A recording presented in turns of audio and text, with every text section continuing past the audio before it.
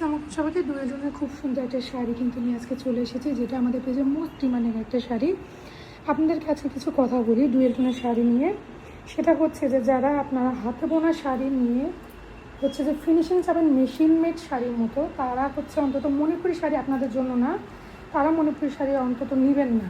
মানে আপনাদের নিজেদেরও সময় নষ্ট, আমাদেরও সময় নষ্ট, সাথে মানে সব মিলিয়ে একটা বিজিগিচ্ছি অবস্থা হয়। এটা হচ্ছে আমাদের শাড়িটার ব্লাউজ পিসের অংশটা।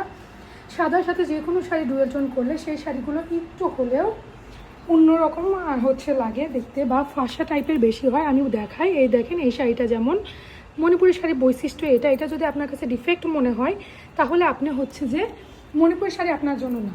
মানে হাতে বোনা মণিপুরি শাড়িটা অবশ্যই আপনার জন্য না, আপনার জন্য অবশ্যই মেশিন মেড মণিপুরি আপনার জন্য প্রযোজ্য। কাজে আপনারা হচ্ছে হাতে বোনা মণিপুরি না নিয়ে ওই যে এখন যে রংপুরের যে শাড়িগুলো আছে আমাদের, সেগুলোর দিকে আপনাদের মানে দেখাই ভালো হবে। অরিজিনাল মণিপুরি শাড়ির বৈশিষ্ট্য যেগুলো সেগুলো মাথায় রেখে আপনারা মণিপুরি শাড়িগুলো অর্ডার করবেন। ধন্যবাদ সবাইকে।